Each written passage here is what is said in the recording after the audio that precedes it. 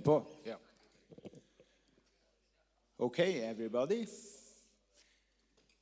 Good morning and welcome to the Hurricane City.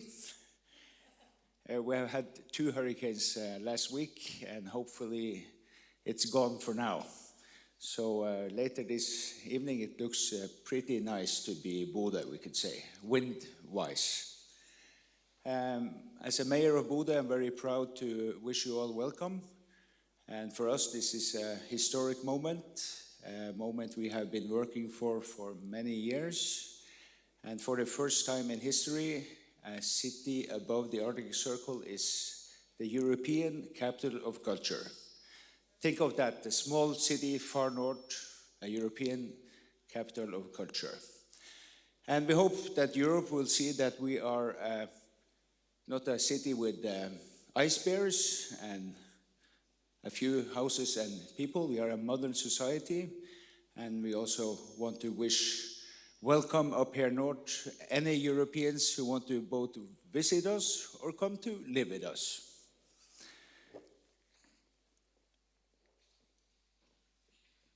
This is also a 10-minute city, as you might have seen. It's not far from the airport down to the city center. It's not far to anything, really, in our city. So it's a compact city, and it's an urban and modern city. And it's also a city with a culture where we think that impossible things is possible to do. And sometimes it could take a little bit longer time. But just the European Capital of Culture project is in fact an impossible thing that was made possible. And our new airport building out here is also a thing that was impossible 10 years ago, and now the construction is starting. And we used to say that our football team, when they beat one of the greatest teams on earth, Rome, that was also an impossible thing, and they even beat them twice. Why do I have a picture here of the cathedral in Firenze? Beautiful building, one of the world's most beautiful things. And on the right side is an animation of our new airport. And that's to show you, because our new airport project is not just a new airport. It's a building of a whole new city. And we will use maybe 50, maybe 100 years to make that possible. And that's our Cathedral of Firenze project. They used 250 years to build that beautiful building. And the dome was a science fiction when they started to build it. But they did it. And that is what we are going to do with developing our new city when we are building the new airport. Of course, I have to show you a picture of our football team. This is when they won the championship last year for the 3rd time in a row. And they beat Rome, and now they are playing out in the Europe League. And we are very proud, and it's a big value, or transmission value is probably the right English word, what they are doing, what we are trying to do in our society. And a few things about this region. We have a lot of hydropower, renewable energy. We want to build out more. And this is the foundation for many new businesses who needs pure power. We have the new Greenfield airport project, building a whole new city for many, many decades to come, with areas for new businesses. And we have a lot of seafood production, probably the most sustainable food you can produce to the world is seafood. We have the Arctic climate, which, for example, is we don't have too many forest fires, but it's very nice if you run a data center, for example. We have 2 universities, one right across the street with a IT master degree, and in fact we have some businesses here in IT which have solved one of the, not the world's biggest problems, but they are solving problems for real people every day. So the IT cluster, the seafood, the energy, and also some of the minerals we have in the mountains will be great foundations for new important jobs, also in the green shift in the years to come. So I wish you welcome, and I want to introduce the moderator, Tord, and if you want some interviews afterwards, we are ready. Thank you and welcome. Give him a hug. Yes, thanks a lot, Mayor Odd Emil Ingebrigtsen. Next up is the chairman of the county government here in Nordland County. The mic is yours. Svein Øyen Eggesvik. Thank you so much. Welcome to Bodø and welcome to Nordland, everybody. This county, which we believe to be the most magical and beautiful in the world, has always embraced travelers. Our elongated county boasts a diverse array of people, cultures, business, and industries. We are well accustomed to connecting with the rest of the world, and Bodø2024 is a welcome addition to this tradition. For the past 200 years, artists from across Europe have visited our country to draw inspiration from the play of light and darkness, nature and people. The northern lights and the rapidly changing weather, just like now, are familiar themes, as are Sami people who bring a unique perspective to our culture and lives. In both Norway and Sweden, we are collaborating to preserve and promote the active use of the 5 Sami cultures and languages in everyday life. They are featuring rich vocabularies in nature terminology that reflect the traditional Sami way of life. There are, for example, extensive lexicons for describing changing weather conditions, especially related to snow and to terms associated with the reindeer herding. But not only are we a country with rich and spectacular culture and nature, Nordland is one of the leading industrial and business regions in the Arctic. More than 60% of export from northern Norway comes from this region. Aquaculture, tourism, and industry are the 3 main pillars, and there is a strong development when it comes to new opportunities in the green shift and in the space. Nordland is a hub for safety and security in the Arctic, and one of the leading culture regions in the Arctic. Life here is first and foremost about us people, about building living and prospering societies where people thrive and enjoy life and culture in nature.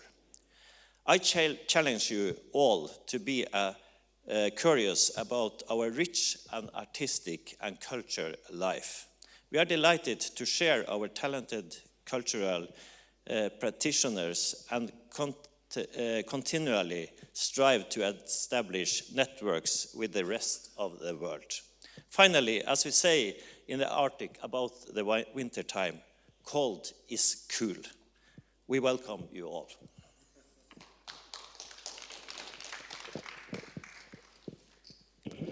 Thank you, Svein. And as you will see, we have prepared the desk area for you for the weekend. It's totally free of charge, but you climb on your own risk, we have to say. Name of this artwork, if you wonder, it's Poem for Bureaucracy. And it's a part of the artistic decoration in the town hall, and the artist is called Per Christian Nygaard. After 2 more short briefings from here, it's questions for you in plenary And after that, opportunities for separate one-to-one interviews. And I have to say, the press center here in the City Hall is open to 11 tonight. And it's going to be coffee, tea, and food, as you like. But now, we will continue with two representatives of the organization Bodø2024. It is a program director, Henrik Dagfinrud, but first of all, the boss himself, Director André Valland Larsen. First of all, André, I have to ask you the latest news about the opening show in the harbor tonight. I don't understand the question. It's looking good. We had the dress rehearsal last night, and that was fantastic. No wind at all. It's a bit more wind on the forecast tonight, but that shouldn't be a problem. But of course, we live in a place where the elements can interfere with the productions and what we do. So I recommend good clothing to everyone. And I'm so happy to see you all here. On Thursday, all flight was cancelled, so that you made it to Bodø. I'm very happy to see you all. Program Director Henrik Dagfinrud. Yeah, but now you're here, so that's perfect. Maybe you can tell a little bit about the program for today, but also about the ideas for the program for the rest of the year. Yes. I hope you're comfortable, because running through 1,000 events is going to take us a couple of hours. That's not what we'll do. Of course, we've tried to create an opening day that is sort of a reflection of what the year is about. Trying to summarize a program for European capital culture is not an easy task, because it's a concept that is sort of aiming to reach everyone. It has to be broad, we believe. It has to reach all different artistic expressions. It has to research and explore the terms art and culture. So even from the very beginning, when you bid for the program, for the title, you have to consider a question or a category of question that is called artistic and cultural program. So already you are in a process that is sort of new to most cultural workers, I think, because everyone owns the term culture. If I make hand knittings or waffles, or I create symphonies, I'm still part of the term culture. So trying to then conceptualize this into one program is quite difficult. So I'll try to summarize this because I now have 2 minutes and Tord is already looking at his watch. I think the key words for our program is youth and future. That's the very, very short description of what we try to do. So for this opening day that Andrea asked about, for example, we have 5 composers creating new music. Raimon, who does the opening ceremony outdoors in the harbor, he's the oldest one of them, he's 41. The rest of them are below 40. 2 of them are making their orchestra debut tonight, which is of course a risk.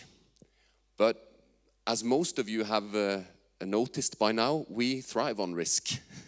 It's probably the second keyword of this very, very short presentation. So we talk about youth and future. The other would have to be resilience. I tried now, just before we went on this press conference, I tried to search the word resilience in our EU bid.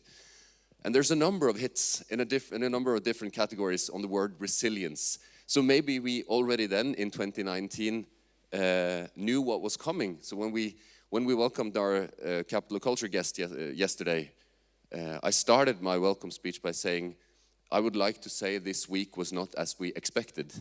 But in another perspective, it is exactly what we expected. And I think yesterday, last night after the rehearsals, when the crew started rigging and securing for storm, that was the 4th time in 7 days that they worked backwards on the venue, lowering every flying PA system, lowering all the lights that are in the scaffolding rigs, strapping everything to the ground. securing the stage, and they have done that 4 times now, and everything is intact, and we're ready. So, resilience is a key word, youth and future, and the big star of this year to us is diversity and multitude. So, thanks. That's what I get. See you. Thank you very much, Henrik. Before we take questions from you, we are going to presentate a few more people. From the organization, Bodø2024, Helge Grønmo, he is head of communications and marketing. From the same organization, Marie Per, international relations and communications manager. And from the Northern Norway Tourist Board, Siv Sandvik, she is head of communications. Then we are ready for questions from you. May you take the place here. All of you, there's the microphone. Any questions? Okay, we are going home.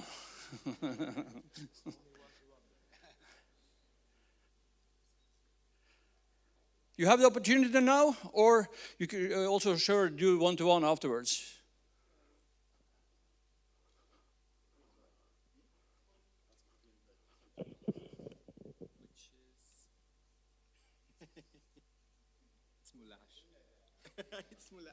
Take it. Okay. Hello, Lithuanian National Television. I would like to ask such a question. How many inhabitants in the city you have at this particular moment? And after the being capital of culture, would you think it would increase? And what would be your expectations about it? In the city, it's 53,000 people just in the city municipality borders, and it's about the Bodø region is around 85,000 people, and it's a living and work region. So a lot of people go by local trains in and out of the city, and even some people from the city go by train into the Saltdal and Rognan, which is our neighbor municipalities. And afterwards, of course, the European Capital of Culture project is, in one way, kind of a peace project, because when people meet, magic could happen, and you get a better understanding and better tolerance for other people. So that's a foundation for the project, but also for us, it's a way of getting the attention to this place on earth, and how nice it is, how many possibilities it is, and how many nice people it is here already. Of course, so we hope that it will build a more attractive city and also more attractive county, because Nordland County is kind of Norway in a miniature. It's a beautiful, magic, fantastic nature. You can, whatever you like, it's a possibility here in Nordland, and I would say also here in Bodø. Maybe a long answer to a short question. Satisfied? More questions? You get the microphone.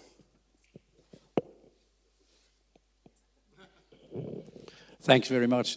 Leif Lundsman from Denmark. Bodø seems like a developing area and city. It seems like a city in growth, in a positive way, getting richer, establishing new city parts, airports, etc. When it comes to global heating, which is one of the items of the artistic program of the Bodø Capital of Europe, it seems like the warming temperatures is a benefit for colder regions like here. I mean, less ice means better infrastructure, better access to minerals, etc. Would you say overall that a few degrees of warming is an economic benefit for Bodø? Yeah, that's what cold is cool. That's what we say. But of course, especially during summertime, we wouldn't mind some extra temperature degrees rising. And last summer was fantastic. One of the challenges with the rising temperatures will be, of course, of the fisheries, and the fish is wandering in the sea, and the rising temperatures will make the codfish especially maybe not come here as it has done for centuries, especially the big codfish in Lofoten is it's many 1,000 years probably of fishing. So, but we have very strong goals reducing our climate utslipp, kaller vi på engelsk det? Emissions, yeah, sorry. And especially now we're working, for example, by, you have right, I have to say that the city is growing, but for 10 years ago we lost around 1,000 jobs when the military airbase, national airbase moved further south, away from the Russians maybe, but now we still have had some growth, but it's been declining a little bit. But the cities of northern Norway, we think, will be a magnet for, it's happening all over the world. People are moving towards the bigger cities, also in Norway. And that's a big challenge for us in the northern part of Norway. We have the part of the population being old is very big. And we are a little bit before the rest of the country on that, so that makes new challenges for us.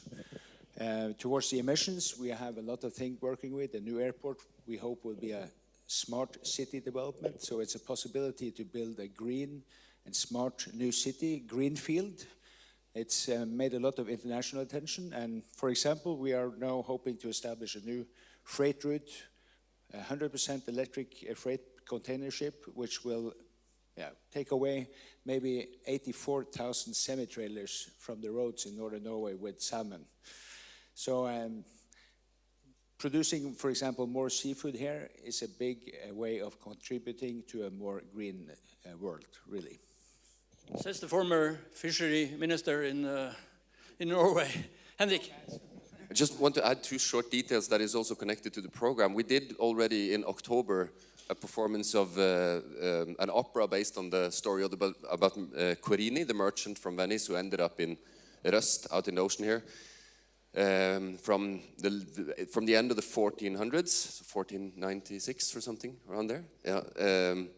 So already then they had an established trades route based on cod. So to your question, the fact that you have now for thousands of years been able to take cod out of the ocean, rinse it off in seawater and hang it, and then by May, June you have stockfish. That's not possible if it's 1 or 2 degrees warmer, because then you have flies. The other problem is taking away contrasts in climate. It might be a couple of degrees warmer now. The next problem is that the Gulf Stream stops. So that's 15 degrees lower. And then the fish will freeze instead. So I think this balance of this region that we could call the Green Arctic is pretty much based on cold enough temperatures to make this produce work. So of course there might be a different future, who knows, but there are extreme consequences to taking away the big current systems, and also this historic fact that you can pick food out of the ocean, hang it, and it's done. Okay, do you know? Mieszko Czarnecki, Gazeta Wyborcza, Warsaw, Poland, and my question is to André, I presume. In 1994, there was a huge event in Norway that was Winter Olympic Games in Lillehammer. Your program here, within at least next days, is generally based on Sami culture and Sami heritage.